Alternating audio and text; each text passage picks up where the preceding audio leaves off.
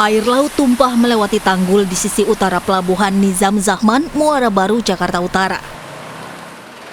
Ketinggian air rop ini mencapai 60 cm, membuat ruas jalan Hiu Raya yang terendam rop ini dihindari oleh pengguna jalan, sehingga pengendara memilih melakukan kontraflow.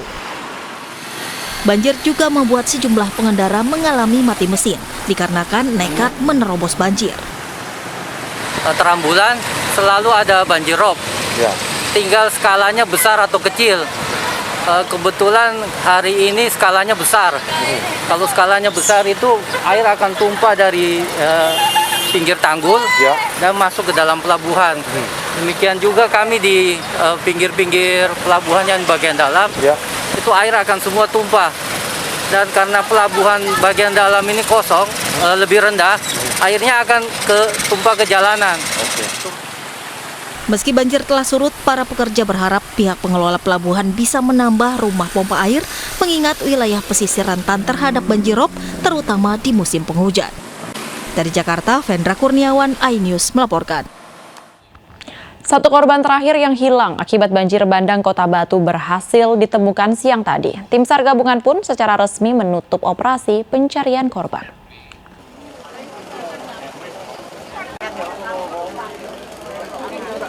Suroto Tokip, warga yang sempat dilaporkan hilang sudah ditemukan dalam kondisi meninggal dunia siang tadi. Jenazah Suroto ditemukan 50 meter dari lokasi tersapunya banjir saat akan memberikan makanan kepada sapinya.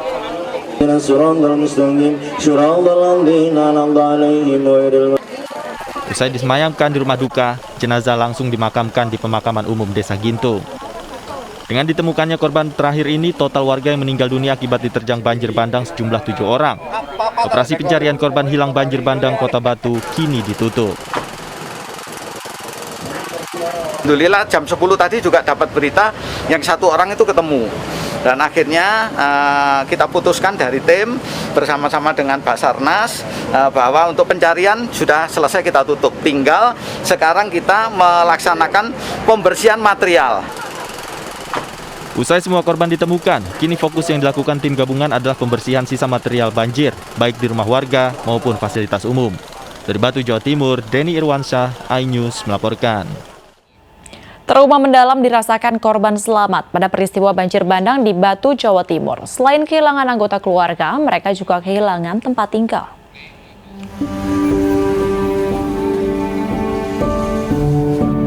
Trauma dan duka mendalam dirasakan korban selamat dalam bencana banjir bandang di Batu, Jawa Timur.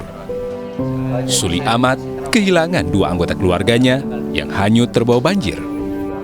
Tak hanya itu, satu-satunya rumah miliknya di Dusun Ginting hancur hanya dalam hitungan menit. Waktu mas saya mau keluar tuh 10 menit meluap, mau keluar tak bisa, langsung tiba-tiba pas lampu mati, airnya langsung besar, rumah langsung roboh gitu aja.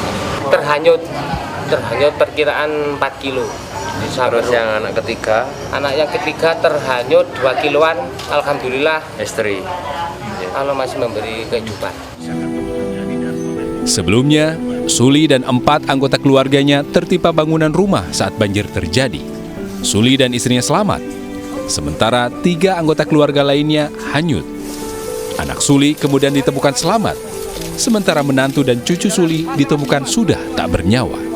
Dari Batu, Jawa Timur, Denny Irwansyah, iNews melaporkan. Jasad pelajar yang tenggelam di aliran Sungai Silo, Asahan, Sumatera Utara ditemukan tersangkut di bendungan. Keluarga korban menangis saat jasad tiba di rumah duka.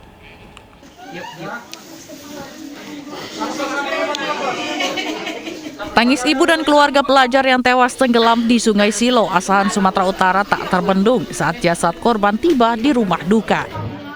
Keluarga tak menyangka korban pergi begitu cepat. Korban diserahkan kepada pihak keluarga untuk segera dikebumikan di pemakaman umum setempat. Tim SAR mengatakan jasad korban ditemukan tersangkut di bendungan 8 km dari titik tenggelam. Korban ditemukan kurang lebih 8 kilo dari posisi diduga jatuhnya korban, hilangnya korban, tepatnya di bendungan BTWK. Jasad Riki Pratama, pelajar berusia 10 tahun ditemukan petugas gabungan Basarnas dan BPBD Asahan setelah tenggelam di Sungai Silo 4 hari lalu. Kejadian bermula saat korban bersama temannya berenang di Sungai Silo. Diduga korban kelelahan lalu tenggelam. Sempat ada warga yang menolong, namun korban hilang di bawah derasnya air sungai. Dari Asahan, Sumatera Utara, Ulil Amri, iNews melaporkan. Selanjutnya pemirsa, hujan yang mengguyur wilayah Kabupaten Cilacap, Jawa Tengah mengakibatkan tanah bergerak. Pergerakan tanah ini mengakibatkan sebanyak 42 rumah warga rusak parah.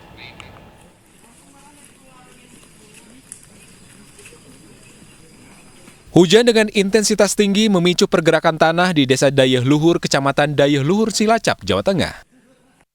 Akibatnya, 42 rumah warga di RT 01 dan RT 03 RW 12 terdampak. 5 diantaranya rusak berat, 8 rusak sedang, dan 4 rusak ringan. Warga yang rumahnya tak dapat ditinggali terpaksa mengungsi di rumah saudara mereka.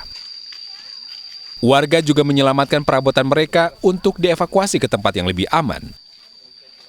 Pergerakan tanah di Kecamatan Dayeh Luhur ini merupakan kali kedua setelah sebelumnya terjadi di tahun 2003. Dalam kajian geologi, diperkirakan pergerakan tanah akan terjadi 20 tahun kemudian. Ternyata, 18 tahun kemudian pergerakan tanah sudah terjadi dan merusak rumah warga. Karena ini berulang-ulang, masyarakatnya harus waspada. Jangan hanya mengandalkan pemerintah, tapi harus mawas diri. Jadi kayak kejadian ini udah diperingatkan 20 tahun yang lalu. Mestinya ini akan kejadian, tapi alhamdulillah masyarakat di sini itu sangat menyadari.